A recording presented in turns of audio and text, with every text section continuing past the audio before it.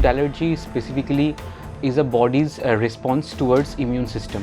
সেখানে against a particular food protein বাচ্চাদের ক্ষেত্রে বডির যে নিজেদের ইমিউন রেসপন্স রয়েছে দ্যাট মাউন্টস আ রিয়াকশন।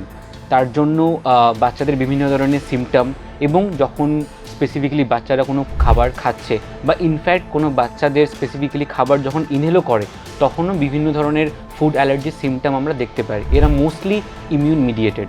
যদি আমরা দেখি যে সেই কারণটা হচ্ছে মিল্ক অ্যান্ড মিল্ক প্রোডাক্টস বা এগ অ্যান্ড এগ প্রোডাক্টস, এদের সাধারণত দেখা যায় 6 months to 1 year উইথহেল্ড করলে তারপরে আস্তে আস্তে আবার রিইন্ট্রোডিউস করলে বাচ্চারা আস্তে আস্তে টলারেট করতে শুরু করে।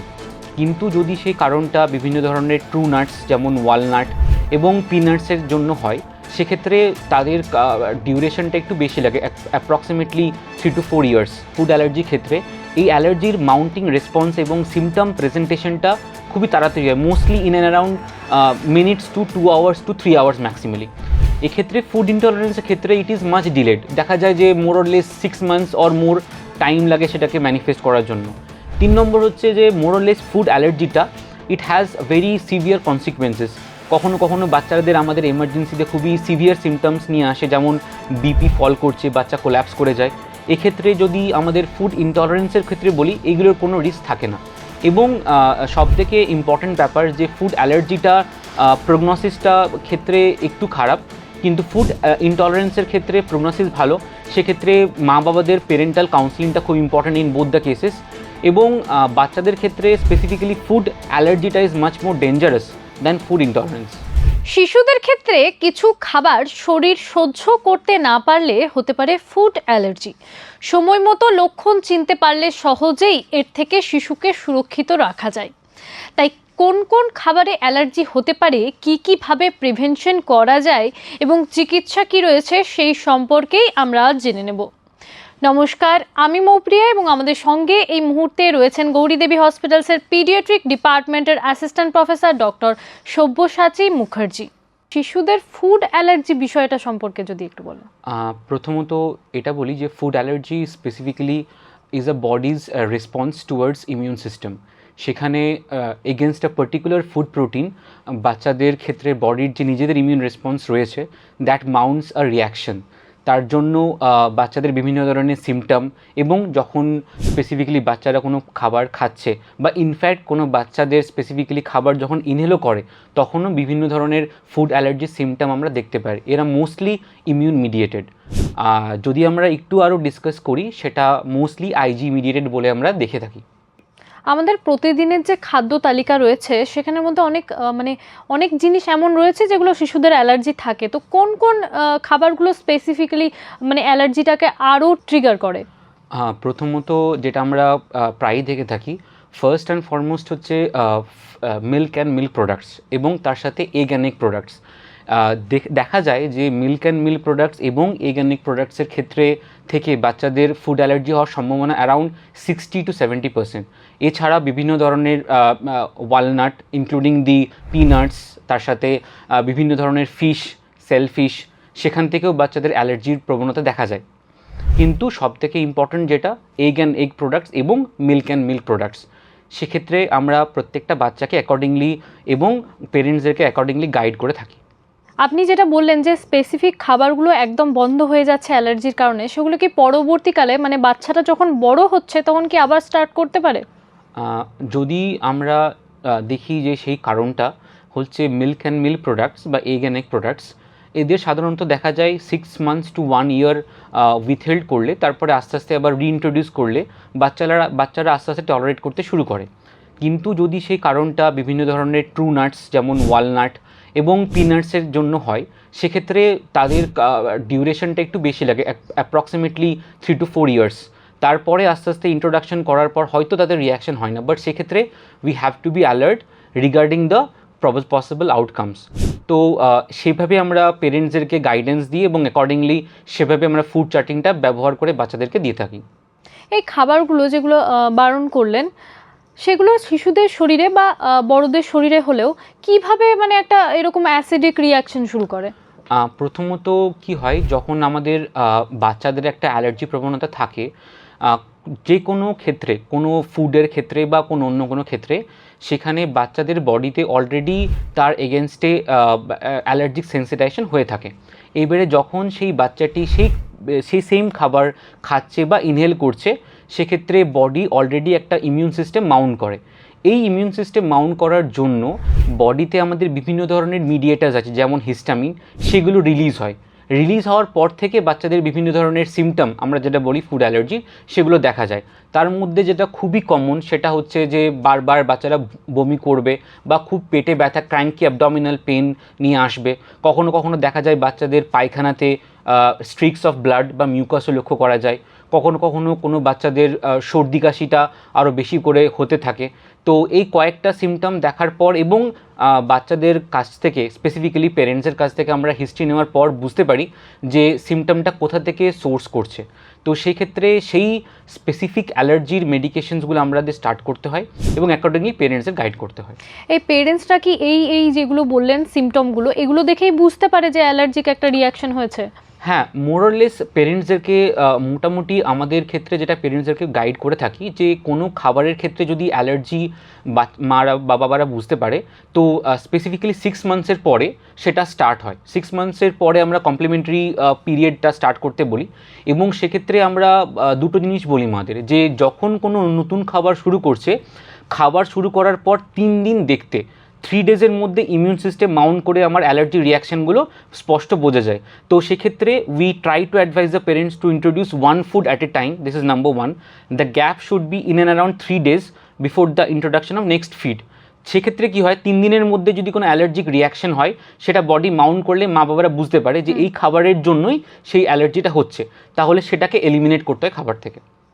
স্যার, অ্যালার্জি মানে তো আমরা ভাবি র্যাশেস বা ফুলে যাওয়া, এগুলোই হয়, আর কি কোনো কিছু দেখা যায়? প্রথমত এটা বিভিন্ন ধরনের সিমটম রয়েছে। একটা হচ্ছে প্রাইমারিলি গ্যাস্ট্রোইন্টেস্টিনাল, সেখান থেকে যেমন আমরা বললাম, ডিসকাস করছিলাম, ভমিটিং, পায়খানাতে একটু ব্লাড স্ট্রিক্স থাকবে, মিউকাস স্ট্রিক থাকবে।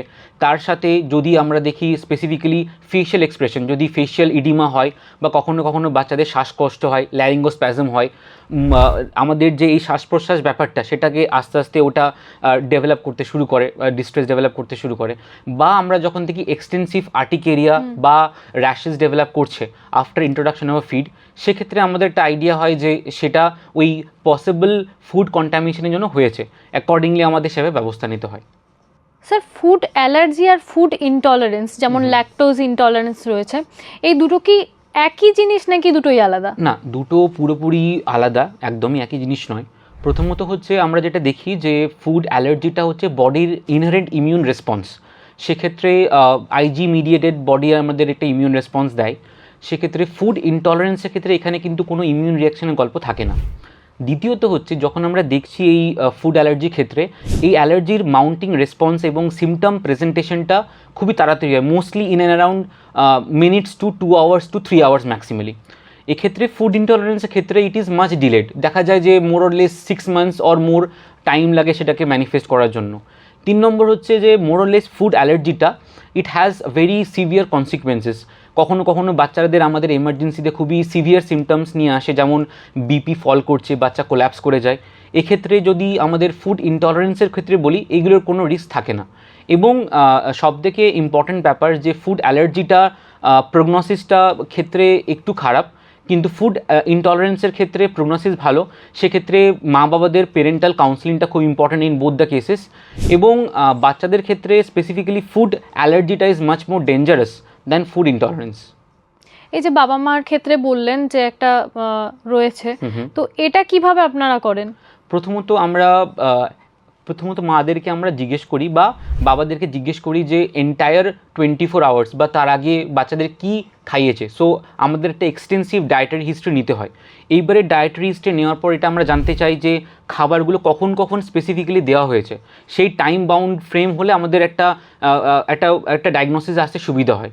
দ্বিতীয়ত আমরা জিজ্ঞেস করি খাবারগুলো খাওয়ার পর কী কী সিমটম মা বাবারা দেখছেন বাড়িতে, অ্যাপার্ট ফ্রম যেটা আমরা এক্সামিন করছি।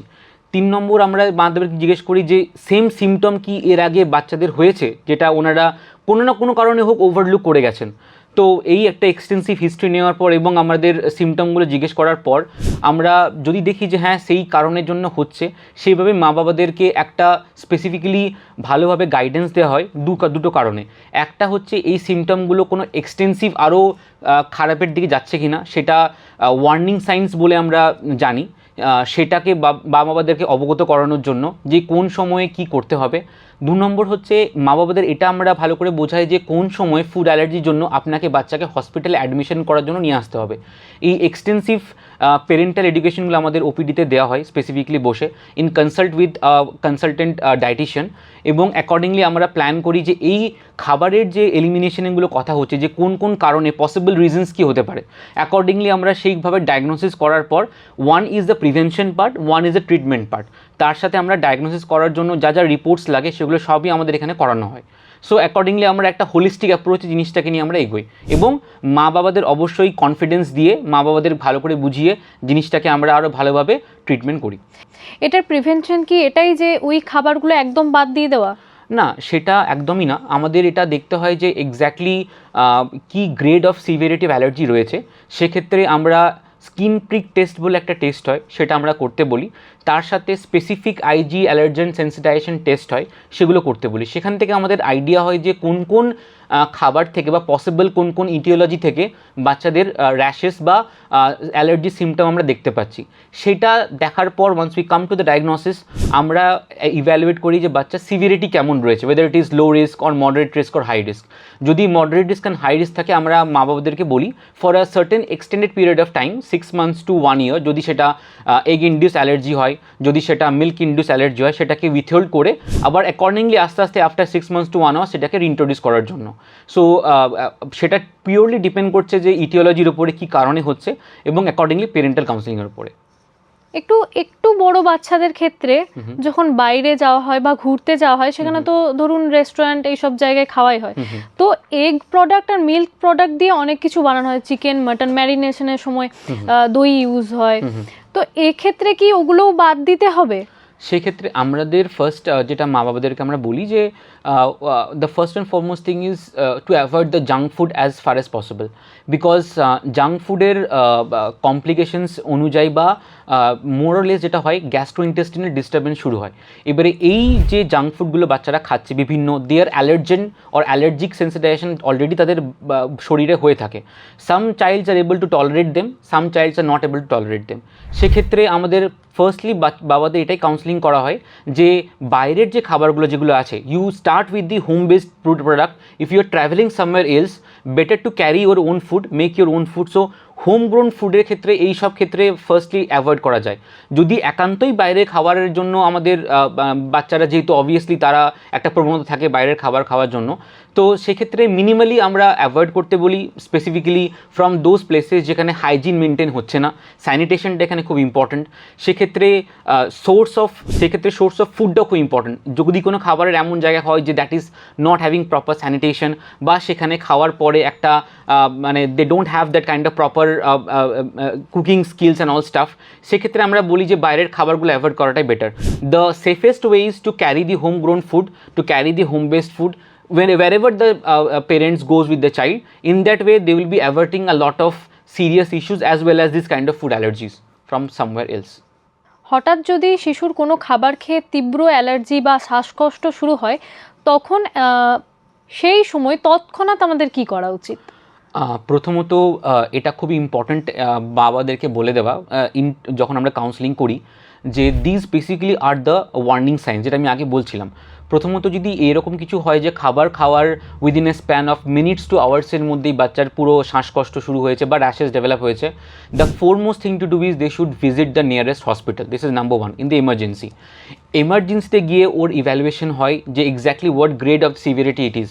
আমরা চেষ্টা করি সবসময় যখন এরকম কোনো সিমটম হয়, we try to treat the child firstly, যেখানে বাচ্চাদের সার্কুলেশন, ব্রিদিং এবং এয়ারওয়েটাকে ভালো করে সিকিওর করা হয়। যদি সিমটম পারসিস্ট করে তাহলে আমাদের কাছে ফার্দার ড্রাগস আছে ইনক্লুডিং অ্যাড্রেনালিন, হাইড্রোকর্টিজোন, যেগুলো দিয়ে অ্যালার্জিক সেন্সিটাইজেশন বা রিয়াকশনটাকে আমরা বন্ধ করতে পারি।